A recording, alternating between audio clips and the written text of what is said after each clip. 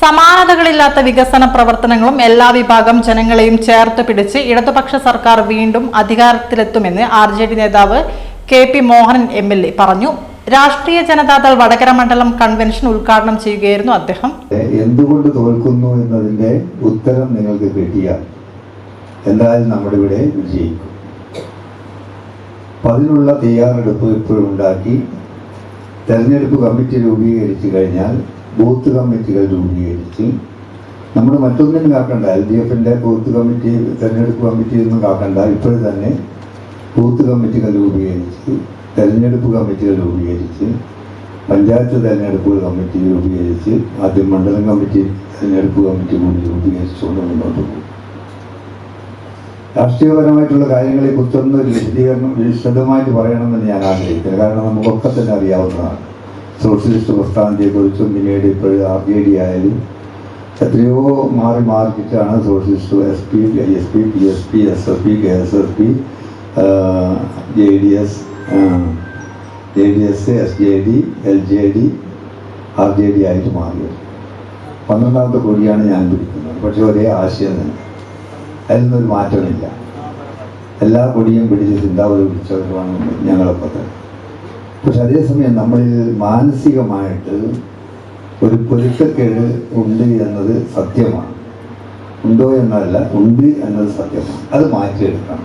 എന്നാൽ മാത്രമേ നമ്മൾ ജയിക്കൂ. അതുകൊണ്ടാണ് ഞാൻ പറഞ്ഞത്, ജയിക്കാൻ എന്താണ് മാർഗം എന്നതിനെക്കുറിച്ച് നിങ്ങളൊക്കെ തന്നെ ആലോചിക്കും. നമ്മൾ ഒരിക്കലും നോക്കാൻ പാടില്ലാത്തൊരു മണ്ഡലം. നിയമസഭാ മണ്ഡലം തെരഞ്ഞെടുപ്പ് കമ്മിറ്റി രൂപീകരണവും നടത്തി. മണ്ഡലം പ്രസിഡന്റ് KK കൃഷ്ണൻ അധ്യക്ഷത വഹിച്ചു. ദേശീയ സമിതി അംഗം മനയത്ത് ചന്ദ്രൻ, സംസ്ഥാന vice president EP Damodaran master, ജില്ലാ പ്രസിഡന്റ് MK ഭാസ്കരൻ, സംസ്ഥാന കമ്മിറ്റി അംഗം Vimala Kalathil, PP Rajan, advocate Baiju Raghavan, Prabeesh Adiyur, Kiranjith P, M Sathi, Mahesh Babu NP എന്നിവർ പ്രസംഗിച്ചു.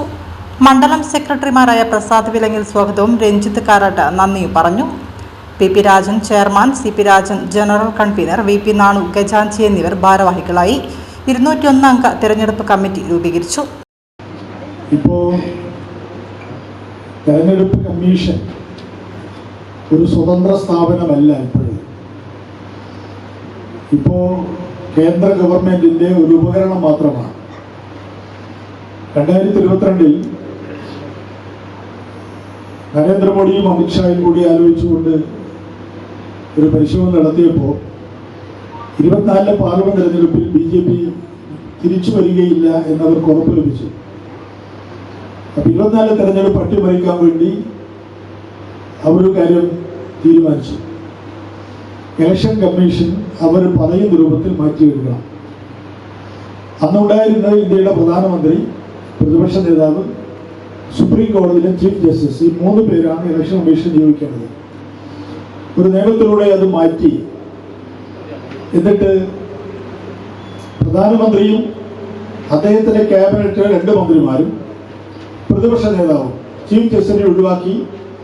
അതുപോലെ പ്രധാനമന്ത്രിക്ക് പുറമെ 2 ക്യാബിനറ്റ് മന്ത്രിമാരെയും ഉൾപ്പെടുത്തി. അപ്പോൾ ഉറപ്പാണല്ലോ ആരാണ് വരാൻ പോകുന്നത്. എന്നിട്ട് ചീഫ് ഇലക്ഷൻ കമ്മീഷൻ വിളിച്ചു. ഞങ്ങൾ പറയുന്ന പോലെ ചെയ്യണം, എന്താണ് വേണ്ടത്. അപ്പൊ അദ്ദേഹം പറഞ്ഞു, ഞങ്ങളുടെ പേരിൽ ഇന്ത്യ രാജ്യത്തെ സിവിലായോ ക്രിമിനലായോ ഒരു കോടതിയിലും ഞങ്ങളുടെ നടപടികൾ ചോദ്യം ചെയ്യില്ല. അപ്പോൾ അതിന് ഇലക്ഷൻ കമ്മീഷൻ നിയോഗിക്കേണ്ട നിയമത്തിന്റെ റൂൾ 16 പാർലമെന്റിൽ ഭേദഗതി കൊണ്ടുവന്നു. ഇലക്ഷൻ കമ്മീഷനെ ഇന്ത്യയിലെ ഒരു കോടതിയിലും ചോദ്യം ചെയ്യാൻ പാടില്ല. പ്രതിപക്ഷങ്ങൾ എതിർത്തു. 144 MP മാരെ രാജ്യസഭയിലും ലോകസഭയിൽ നിന്നും സസ്പെൻഡ് ചെയ്ത് പുറമെ നിർത്തിയിട്ടാണ് ആ നിയമം പാസാക്കിയത്.